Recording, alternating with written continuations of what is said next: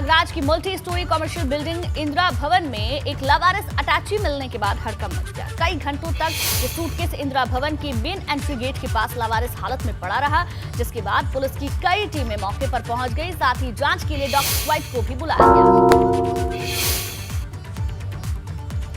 तो लावारिस सूटकेस कहां से आया, किसने रखा, ये तमाम सवाल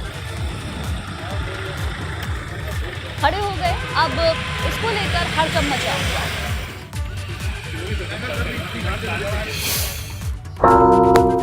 वहीं संत कबीर नगर में नवीन सब्जी मंडी में भीषण आग लग गई, जिससे सरकारी फाइलें जलकर राख हो गई। हालांकि आग लगने की वजह का खुलासा नहीं हो सका है। वहीं सूचना पाकर मौके पर पहुंची फायर ब्रिगेड ने भी आग पर काबू पाया है। देखिए तस्वीरें हम आपको दिखा रहे हैं, कितनी भीषण आग लगी है। दूर से मिली हुई तस्वीरों के जरिए ही आप देख सकते हैं, समझ सकते हैं। लेकिन बड़ी बात यह है, जो सरकारी फाइलें थी वो पूरी तरीके से जलकर खाक हो चुकी है। आग किन वजहों से लगी ये अभी तक साफ नहीं हो पाया है, लेकिन आग कितनी भीषण है ये तस्वीरों को देखकर समझा जा सकता है। और जो फाइलें थी सरकारी वो भी पूरी तरीके से जलकर खाक हो चुकी हैं। वहीं उन्नाव में गणेश विसर्जन के दौरान सेल्फी लेने के चक्कर में 2 युवक गंगा में डूब गए। दोनों युवकों को बचाने के लिए 3 और युवकों ने भी गंगा में छलांग लगा दी, जिसके बाद 5 युवक गंगा में डूबने लग गए। मौके पर चीख पुकार मच गई। सूचना पाकर गोताखोरों ने रेस्क्यू ऑपरेशन शुरू किया। 1 घंटे के बाद सभी युवकों को बाहर निकाला जा सका, जिसमें 2 लोगों की मौके पर ही मौत हो गई, जबकि एक युवक ने कानपुर के हैलेट अस्पताल में दम तोड़ दिया, जबकि 2 युवकों को सकुशल बचा लिया गया। प्रशासनिक अधिकारियों ने मृतकों के परिजनों को आपदा राहत कोष से 4-4 लाख रुपए की आर्थिक मदद देने का आश्वासन दिया है। 3 बच्चों की डूब के मृत्यु हुई है, जो माती गांव के रहने वाले हैं। इनके नाम क्रमशः प्रशांत, लवकेश तथा विशाल हैं। शासन प्रशासन की तरफ से इनको आपदा मद के अंतर्गत 4 लाख रुपए की अनुमोदन धनराशि जो है वो फिल्म उपरांत दी जाएगी। और सभी लोग सजग रूप से पूरा सद्भावना के साथ परिवार के साथ इस दुख की घड़ी में खड़े हुए हैं। कानपुर में आज से रोड सेफ्टी वर्ल्ड सीरीज शुरू हो रही है और उससे पहले कल श्रीलंका की टीम भीषण सड़क जाम में फंस गई। घटना वीआईपी रोड के परमिट तिराहे की है। यहाँ गणपति विसर्जन के चलते ट्रैफिक व्यवस्था पूरी तरीके से चरमरा गई और गाड़ियां सड़क पर रेंग रेंग कर चलती हुई दिखाई दी, जिसके चलते जाम लग गया और इसमें श्रीलंका की टीम भी फंस गई। तो आज से वर्ल्ड रोड सेफ्टी सीरीज, लेकिन उससे पहले वीआईपी रोड के पास जिस तरीके से ट्रैफिक जाम लगा रहा, उसकी ये तस्वीरें हम आपको दिखा रहे हैं। क्योंकि कल अनंत चतुर्दशी थी, गणपति विसर्जन जगह जगह पर हुआ था, जिसकी वजह से ट्रैफिक की व्यवस्था पूरी तरीके से चरमराई हुई नजर आई। यूपी में गैर मान्यता प्राप्त मदरसों का सर्वे आज से शुरू हो रहा है। जिला अल्पसंख्यक कल्याण अधिकारी अपनी टीम के साथ मदरसों में सर्वे करने की शुरुआत करेंगे। इस दौरान प्रशासन और शिक्षा विभाग के अलावा अल्पसंख्यक कल्याण विभाग के लोग भी मौजूद रहेंगे। यूपी के हर जिले में सर्वे कर छात्रों और शिक्षकों की संख्या के साथ ही मदरसों की फंडिंग की भी जानकारी इकट्ठी की जाएगी। शासन ने निर्देश दिया है 5 अक्टूबर तक सर्वे का काम पूरा कर 25 अक्टूबर तक शासन को रिपोर्ट देनी होगी। तो गैर मान्यता प्राप्त मदरसों को लेकर सर्वे जारी है, जिसको लेकर कई सवाल भी खड़े हो रहे हैं, लेकिन सर्वे की शुरुआत हो चुकी है। छात्रों शिक्षकों की संख्या की जानकारी ली जाएगी, किस तरीके से फंडिंग हो रही है मदरसों में, इसके बारे में भी जानकारी जुटाई जाएगी। 5 अक्टूबर तक मदरसों का जो सर्वे है उसका काम पूरा करना है, जिसकी शुरुआत हो चुकी है। गैर मान्यता प्राप्त मदरसों के सर्वे को लेकर यूपी की सियासत गर्मा गई है, क्योंकि पहले ओवैसी ने मोर्चा खोला, फिर जमीयत उलेमाए हिंद ने और अब बसपा सुप्रीमो मायावती ने भी मदरसों के सर्वे पर मोर्चा खोल दिया है। मायावती ने सर्वे को मुस्लिमों का शोषण बताते हुए भाजपा पर निशाना साधा, लेकिन बड़ा सवाल ये है कि जिस सर्वे को सरकार मदरसों के भविष्य के लिए जरूरी बता रही है, उस पर मायावती क्यों सवाल उठा रहे हैं।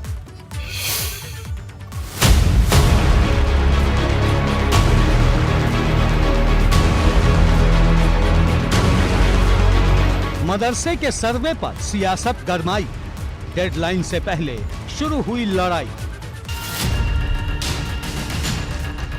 भाजपा पर माया का हमला, 24 में पूरा होगा बदला।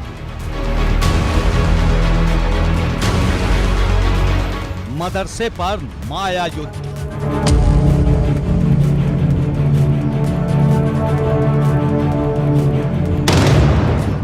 देश के सबसे बड़े सूबे की सियासत इस वक्त मदरसा सेंट्रिक हो गई है।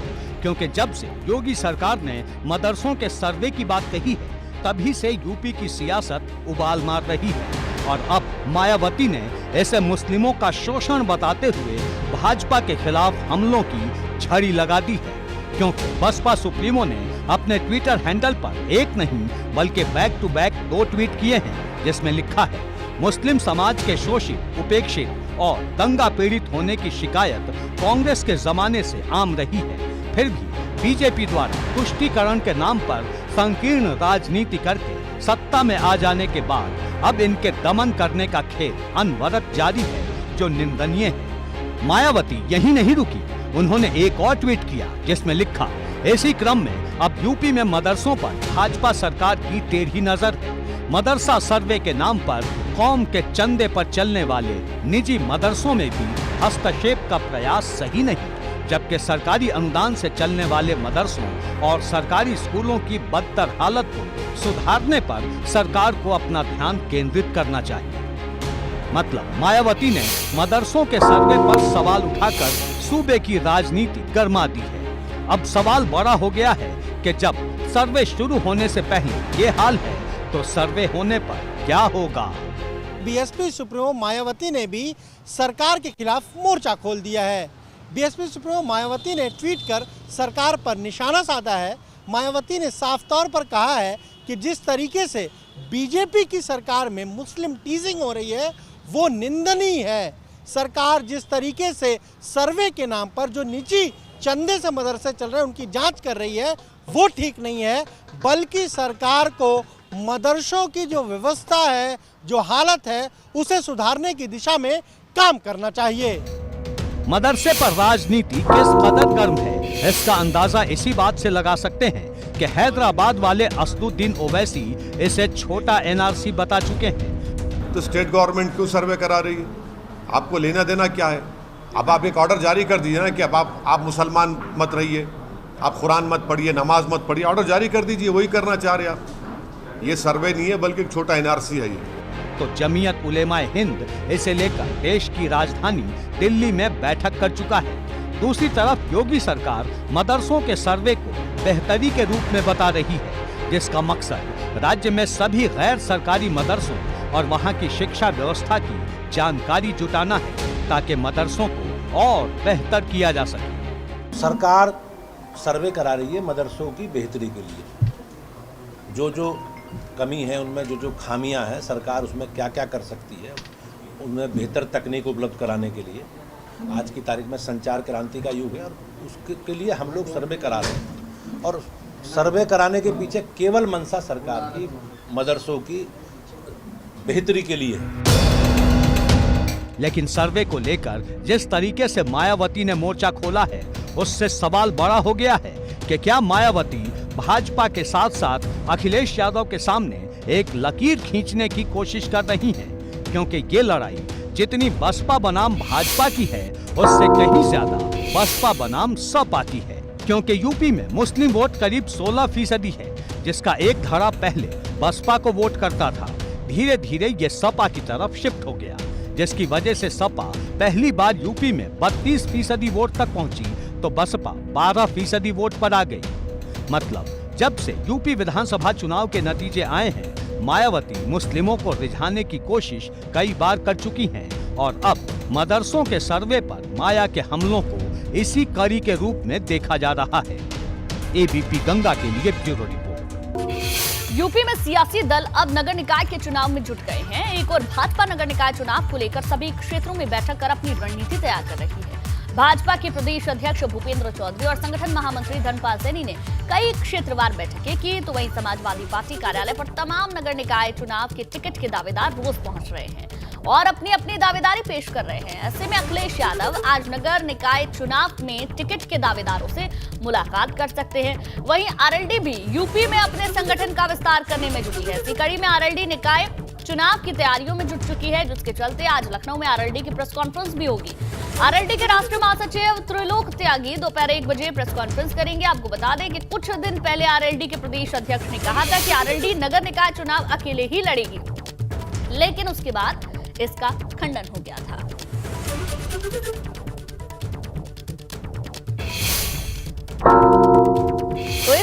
निकाय चुनाव होने हैं, जिसे जानकर 24 का सेमीफाइनल बता रहे हैं। क्योंकि नगर निगम की इस जंग को जीतने के लिए सभी राजनीतिक दलों ने अपनी पूरी ताकत लगा दी है, क्योंकि भाजपा की नजर यूपी के सभी नगर निगम पर कमल खिलाने की है। देखिए रिपोर्ट।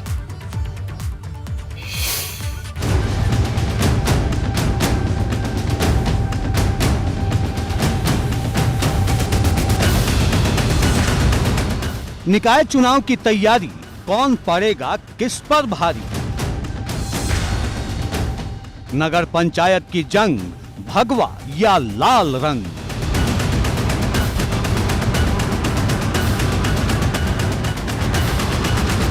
निकाय चुनाव को लेकर तैयारियां जोरों पर है। सभी राजनीतिक दल अपनी अपनी तैयारी को धार देने में लगे हैं। सबसे ज्यादा तैयारी भाजपा कर रही है, जो निकाय चुनाव को 24 के सेमीफाइनल के तौर पर देख रही है।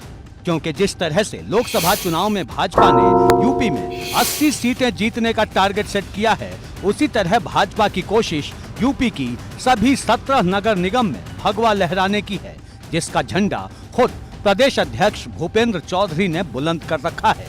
प्रदेश अध्यक्ष बनने के बाद भूपेंद्र चौधरी ने पहली बार अवध क्षेत्र की बैठक की। लखनऊ में भाजपा की बैठक अमूमन प्रदेश मुख्यालय पर होती है, लेकिन ये बैठक अवध क्षेत्र के कार्यालय में हुई, जहां नगर निगम चुनाव से लेकर पीएम मोदी के जन्मदिन पर होने वाले सेवा पखवाड़े के कार्यक्रमों के आयोजन पर जमकर चर्चा हुई। स्थानीय निकाय चुनाव, लोकल बॉडी के नगर निकायों के चुनाव, तो प्रदेश में 17 नगर निगम है, 199 नगर पालिकाएं हैं, लगभग, मैं करेक्ट नहीं हूँ, 250 के आसपास नगर पंचायतें हैं, लगभग 25% आबादी है। तो हम लोग पूरा चुनाव अपने सिंबल पे लड़ते हैं, सभासदों से लेकर मेयर तक, और हम लोग पूरी कार्य योजना बनाकर उसकी संगठन की दृष्टि से हमने पूरा अपने कार्यकर्ताओं को लगाकर, कार्यकर्ताओं की सक्रियता मेहनत के आधार पर हम लोग चुनाव लड़ते हैं। जो भी हमारे आगामी कार्यक्रम जितने भी आने वाले हैं, वो सारे कार्यक्रमों को लेकर के हम सब जो है चर्चा करेंगे, और चर्चा करके भारतीय जनता पार्टी सतत जो है संगठन के कार्यक्रम को लेकर के बैठकें आयोजित करती है, और जो भी कार्यक्रम आगे आते हैं, चाहे वो चुनावी हो, संगठनात्मक हो या सेवा पखवाड़ा हो, उन सब लोगों पर काम करने के लिए हम सब आज। मतलब एकदम साफ है, भाजपा ने निकाय चुनाव के लिए पूरी तरह से कमर कस ली है। अभी तारीखों का ऐलान तो नहीं हुआ है, लेकिन उससे पहले ही हर एक बूथ को मजबूत किया जा रहा है। दरअसल इस बार तैयारी करते वक्त हर बात का ख्याल रखा जा रहा है। 2017 में 3 करोड़ 32 लाख वोटर थे, लेकिन इस बार निकायों की संख्या बढ़ी है, तो वोटरों की तादाद भी बढ़नी तय है। क्योंकि प्रदेश सरकार ने समय समय पर नए निकायों के गठन और मौजूदा निकायों के विस्तार के जो निर्णय लिए हैं, उससे कुल 82 नए निकाय बने हैं, जिससे अब नगरीय निकायों की कुल संख्या 734 हो गई है।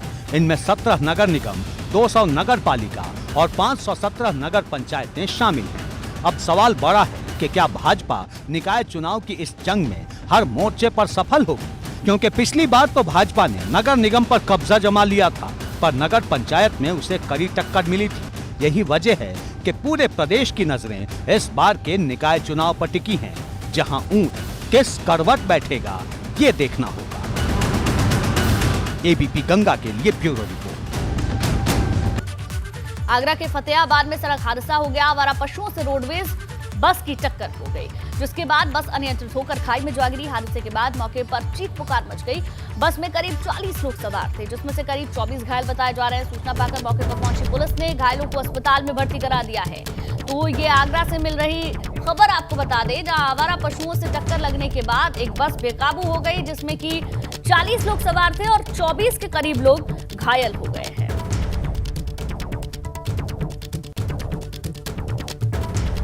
घायलों को फिलहाल इलाज के लिए अस्पताल में भर्ती करा दिया गया है, और पुलिस ने भी रेस्क्यू ऑपरेशन वहां पर जारी रखा है। कानपुर में आज से ग्रीन पार्क मैदान में क्रिकेट के दिग्गजों का जलवा दिखेगा। सड़क सुरक्षा के प्रति जागरूक करने के मकसद से रोड सेफ्टी अवार्ड सीरीज खेली जाएगी। दुनिया भर के दिग्गज वेटरन क्रिकेटर्स का रोड सेफ्टी अवार्ड सीरीज में दम देखने को मिलेगा। पहला मैच इंडिया लेजेंड्स और साउथ अफ्रीका लेजेंड्स के बीच आज खेला जाएगा।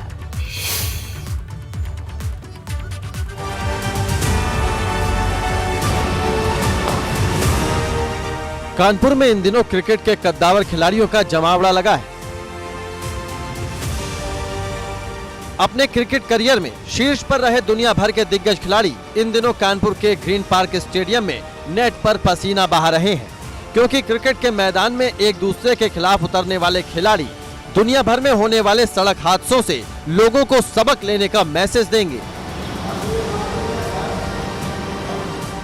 दुनिया भर में सड़क सुरक्षा के लिए जागरूकता फैलाने के मकसद से RSWS का आयोजन कानपुर में किया जा रहा है। रोड सेफ्टी वर्ल्ड सीरीज खेली जा रही है और दुनिया भर के ऐसे दिग्गज क्रिकेटर जो अब रिटायर हो चुके हैं, वेटरन क्रिकेटर्स का जमावड़ा कानपुर के विश्व विख्यात ग्रीन पार्क स्टेडियम में लगा हुआ है। हम आपको दिखा रहे हैं तस्वीरें जहां पर नेट्स पर प्रैक्टिस कर रहे हैं ये वेटरन क्रिकेटर्स जो अब अंतर्राष्ट्रीय क्रिकेट से विदा ले चुके हैं। कानपुर में road safety world series season 2 का आगाज हो रहा है। इसके लिए सचिन तेंदुलकर, सनत जयसूर्या, ब्रायन लारा, तिलक रत्ने, दिलशान जैसे दिग्गज क्रिकेटर अपनी अपनी टीमों को लेकर कानपुर पहुंच चुके हैं। ये सभी मैच के जरिए लोगों में सड़क सुरक्षा के प्रति जागरूकता पैदा करने की कोशिश करेंगे। रोड सेफ्टी वर्ल्ड सीरीज जो लेजेंड क्रिकेटर्स हैं हमारे, जैसे बड़े क्रिकेटर्स हैं Sachin Tendulkar, Yuvraj Singh, Irfan Pathan, all those players, उनको लेके हमने ये सीरीज़ प्लान करी है। इस सीरीज़ के थ्रू हम रोड सेफ्टी का मैसेज लोगों को देना चाहते हैं और क्रिकेट एक ऐसा खेल है हमारी पूरे भारतवर्ष में जिसकी वजह से पूरे हर रिलीजन के लोग आपस में जुड़ जाते हैं। तो हमें लगता है कि इससे अच्छा कोई तरीका नहीं हो सकता लोगों तक ये मैसेज पहुँचाने का। सचिन तेंदुलकर के नेतृत्व वाली इंडिया लीजेंड्स शुरुआती मुकाबले में जोंटी रोड्स की अगुवाई वाली साउथ अफ्रीका लीजेंड्स से भिड़ेगी। इंडिया लीजेंड्स 14 सितंबर 2022 को वेस्ट इंडिया लीजेंड्स के खिलाफ अपना दूसरा मैच खेलेगी।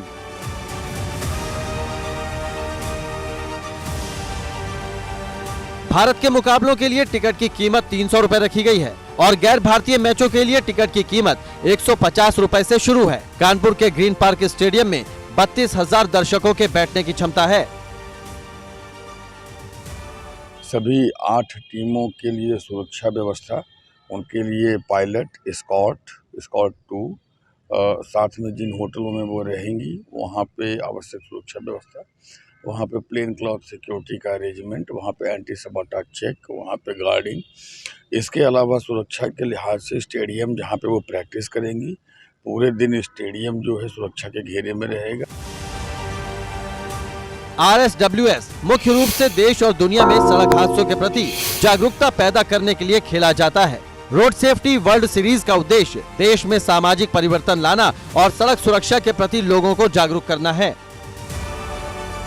भारत में हर 4 मिनट में एक व्यक्ति की मौत होती है। दुनिया में मरने वाले हर 100 लोगों में 30 भारतीय होते हैं। ऐसे में लोगों को जागरूक करने के लिए क्रिकेट मैचों का आयोजन किया जा रहा है। कुल 7 मैच ग्रीन पार्क स्टेडियम में खेले जाने हैं और क्रिकेट प्रशंसकों में इसको लेकर काफी ज्यादा उत्साह भी है। कानपुर से कैमरामैन पंकज निगम के साथ रतीश त्रिवेदी, ABP गंगा। आज शिवपाल यादव एक प्रेस कॉन्फ्रेंस करेंगे। सुबह 9:30 बजे शिवपाल यादव की प्रेस कॉन्फ्रेंस है। अब इस प्रेस कॉन्फ्रेंस में शिवपाल यादव क्या कहते हैं इस पर सभी की निगाहें टिकी होंगी। लेकिन इससे पहले कल शिवपाल यादव का बड़ा बयान सामने आया। शिवपाल यादव का कहना है कि 2024 में प्रसपा अपने संगठन के बूते सत्ता में रहेगी। साथ ही उन्होंने कहा कि प्रगतिशील समाजवादी पार्टी पूरे दमखम से निकाय चुनाव लड़ेगी। इसके साथ ही वो अखिलेश यादव पर निशाना साधना भी नहीं भूले। शिवपाल यादव ने कहा कि अगर पार्टी की कमियां देख लेते और टिकटों का बंटवारा सही से करते तो आज अखिलेश यादव सरकार में होते।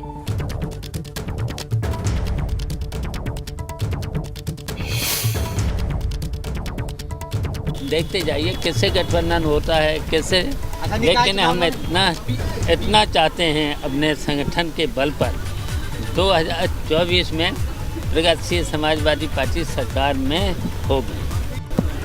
अब वो अखिलेश की बात है तो उस पर हम कोई कमेंट नहीं करेंगे। देखिए, हम अपने प्रगतिशील समाजवादी पार्टी का संगठन को मजबूत कर रहे हैं और 2024 का चुनाव भी लड़ेंगे। अगर वो अपनी जो पार्टी की कमियां देख लेते, सब देख लेते, टिकटों का बंटवारा ठीक कर लेते तो इस समय सरकार में होते हैं। इतना मैं कह सकता हूँ। अब ये तो समय बताएगा कौन किससे समझौता होगा।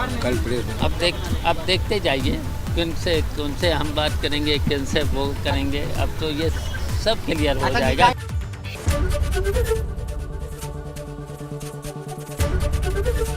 एबीपी गंगा, खबर आपकी, जुबान आपकी।